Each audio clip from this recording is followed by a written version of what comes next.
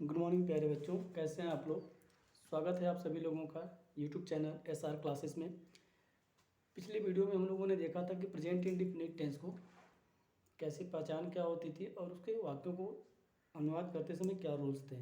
तो हमने present indefinite tense में अफर्मेटिव सेंटेंस को देखा था और इसमें आज हम लोग देखेंगे प्रेजेंट इंडिफिनिट टेंस के नेगेटिव और इंट्रोगेटिव सेंटेंस को कैसे इंग्लिश में ट्रांसलेट किया जाता है।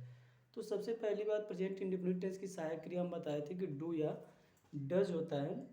डू का प्रयोग हम लोग सब्जेक्ट यानी जब प्लूरल होता है तब करते हैं और डज का प्रयोग सिंगुलर सब्जेक्ट के साथ करते हैं। और दूसरी कंडीशन यह होती है कि डू का प्रयोग या डज का प्रयोग या तो नेगेटिव सेंटेंस में होगा या इंट्रोगेटिव सेंटेंस में होगा। अफर्मेटिव सेंटेंस में डू या डज का प्रयोग नहीं किया जाता है। और ये भी बताया गया था कि अफर्मेटिव सेंटेंस में जब सहायक क्रिया डू या डज का प्रयोग नहीं होता है तो उसमें हम लोग वर्ब की फर्स्ट फॉर्म में यस या ईएस का इस्तेमाल करते हैं अकॉर्डिंग टू सब्जेक्ट के हिसाब से। अगर सब्जेक्ट हमारा सिंगुलर है तो वर्ब की फर्स्ट फॉर्म में यस या ईएस लगाया जाता है, और अगर सब्जेक्ट हमारा प्लूरल है तो वर्ब की फर्स्ट फॉर्म का प्रयोग करते हैं। तो आज हम लोग देखेंगे प्रेजेंट इंडेफिनिट के आगे क्या, यानी जिसको बोलते हैं इंट्रोगेटिव सेंटेंस। और इंट्रोगेटिव सेंटेंस भी हमारे दो प्रकार के होते हैं, एक होता है यस या नो टाइप का और दूसरा होता है डब्ल्यू एस टाइप का। तो यस या नो टाइप का आज हम लोग देखेंगे कैसे ट्रांसलेट किया जाता है इंग्लिश में। तो यहाँ हो जाएगा यस या नो टाइप। डाउट इसमें यह भी हो जाता है कि यस या नो टाइप या डब्ल्यू एस टाइप को कैसे पहचानें। तो सबसे सिंपल तरीका है, जिन प्रश्न का जवाब यानी ऐसे प्रश्न जिसका जवाब हम हाँ या ना में, यस या नो में दे देते हैं, उन प्रश्नों को बोला जाता है यस या नो टाइप के। और जिन प्रश्नों का जवाब हाँ या ना में नहीं दिया जाता है बल्कि उसके बदले हमें कुछ और बोलना पड़ता है यानी कुछ प्रतिक्रिया देनी पड़ती है, उसको बोलते हैं डब्ल्यू एस टाइप की। जैसे हम तुमसे पूछें कि तुम क्या लिख रहे हो, तो हम नहीं बोल सकते हैं कि या तुम क्या लिखते हो, तो ये नहीं बोल सकते यस सर या नो सर। मतलब हमको इसके बदले में कुछ बोलना पड़ेगा। तुम क्या लिखते हो तो हमको बोलना पड़ेगा कि इतिहास लिखते हैं, भूगोल लिखते हैं या कोई भी एक्स वाई जेड लिखते हैं। और अगर इसके बदले अगर क्वेश्चन ये किया जाए क्या तुम लिखते हो, तो हम बोल सकते हैं यस या नो। तो आते हैं पॉइंट पे, इंट्रोगेटिव सेंटेंस में यस या नो टाइप का सेंटेंस अगर दिया रहे तो ऐसे वाक्यों को अंग्रेजी में अनुवाद करते समय उसकी क्या स्ट्रक्चर होगी देखते हैं। तो स्ट्रक्चर हम लोग का हो जाएगा, सबसे पहले किसी भी टेंस का इंट्रोगेटिव सेंटेंस हो, अगर वो एस या नो टाइप का हो तो जिस टेंस का होता है उस टेंस की हेल्पिंग वर्ब को पहले रखते हैं। प्रेजेंट इंडेफिनिट की बात हो रही है तो इसमें सहायक क्रिया डू या डज होता है, तो सबसे पहले हम लोग डू या डज का इस्तेमाल करेंगे सब्जेक्ट के हिसाब से। फिर सब्जेक्ट, उसके बाद से नॉट अगर होगा तो लगाएंगे,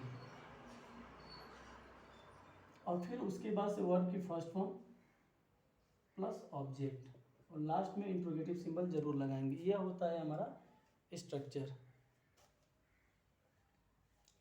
तो एग्जाम्पल कुछ लिखते हैं, उसके बाद से सवाल आगे बढ़ते हैं।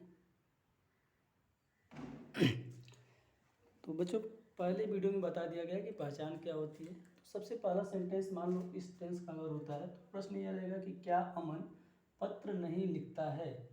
लास्ट में ता है मतलब ये प्रेजेंट इंडेफिनिट की है। अब इसमें पूछा है क्या अमन पत्र नहीं लिखता है, तो इस प्रश्न का जवाब हम हाँ या ना में दे सकते हैं, मतलब यह यस नो टाइप का है।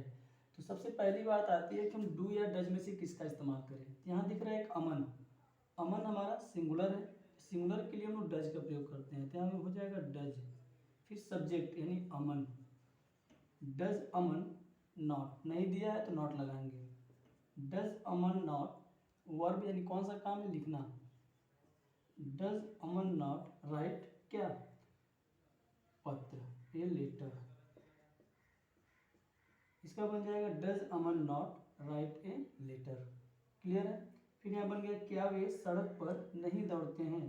तो यहाँ पे सब्जेक्ट हमारा वे है, वे यानी बहुवचन है, तो हम बहुवचन जगह है तो यहाँ पे हेल्पिंग वर्ड डू का इस्तेमाल करते हैं। यहाँ लिखेंगे डू, फिर सब्जेक्ट हमारा they, do they not, do they not. फिर वर्ब यानी कौन सा काम है, दौड़ना, run, do they not run सड़क पर ऑन दी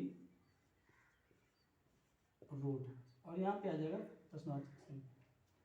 और फिर ये हम लोग का इसी तरह से 2-4 सेंटेंस अपने मन से भी देख सकते हैं या बुक्स में भी देख करके हम लोग ट्राई कर सकते हैं कि क्या डाकिया पत्र नहीं लाता है। तो लाने का इंग्लिश हो जाएगा ब्रिंग। इंग्लिश में ट्रांसलेट करने से पहले हमको वर्ड मीनिंग पे थोड़ा कमांड होना चाहिए, क्योंकि अगर वर्ड मीनिंग प्रॉब्लम होगी तो फिर आगे ट्रांसलेट करने में हमें दिक्कत होगा, चाहे भले ही हमें रूल्स क्यों ना याद हो। तो बेहतर इसे क्या है कि हम पर डे एक रूटीन डाल दें कि हमें कम से कम 5 मीनिंग हमेशा याद करना है। ठीक है, इसको नोट डाउन कर लें, फिर आगे देखते हैं।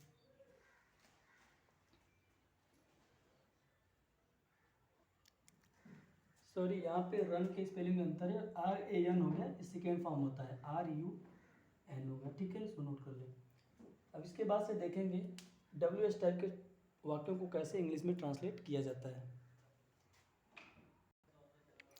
WH टाइप वाले में और यस नो वाले में स्ट्रक्चर में कोई खास अंतर नहीं होता है। जब हम लोग यस नो टाइप का किए थे तो डू या डस से स्टार्ट कर रहे थे, और जब WH का करेंगे तो जो प्रश्नवाचक शब्द होता है उसको पहले रख देते हैं, यानी स्ट्रक्चर में बस सामने हम लोग का WH ऐड हो जाता है। तो अब इसमें से कुछ एग्जाम्पल लगाते हैं, उसके बाद से देखते हैं कि कैसे इसको ट्रांसलेट किया जाता है। ठीक है, भी नोट कर लेते हैं। तो देखो बच्चों, यहाँ पे पहला सेंटेंस रहेगा हम लोग का, तुम प्रतिदिन टेलीविज़न क्यों देखते हो। तो क्यों हमारा प्रश्नवाचक शब्द यानी WH, तो क्यों को अंग्रेजी में बोलेंगे WHY यानी वाई। तुम यहाँ पे सब्जेक्ट है यानी बहुवचन है तो डू का इस्तेमाल करेंगे। वाई डू यू सब्जेक्ट हो गया, फिर नॉट, सेंटेंस में कहीं नॉट नहीं दिया तो नहीं लगाएंगे। फिर उसके बाद से वर्ब की फर्स्ट फॉर्म यानी देखना, टेलीविज़न देखने को हम लोग बोलते हैं watch. Why do you watch, television को शॉर्ट फॉर्म में टीवी लिख सकते हैं। Why do you watch TV प्रतिदिन यानी डेली।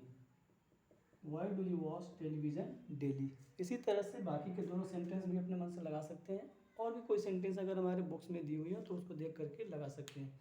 तो इस तरीके से हमारा प्रेजेंट इंडेफिनिट टेंस कंप्लीट हुआ।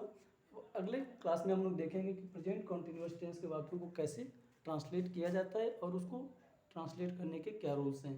ठीक है, तब तक के लिए मिलते हैं अगले वीडियो में। चैनल को सब्सक्राइब जरूर करें और वीडियो को लाइक करें। बाकी कोई डाउट्स हो कमेंट करके सुझाव दें।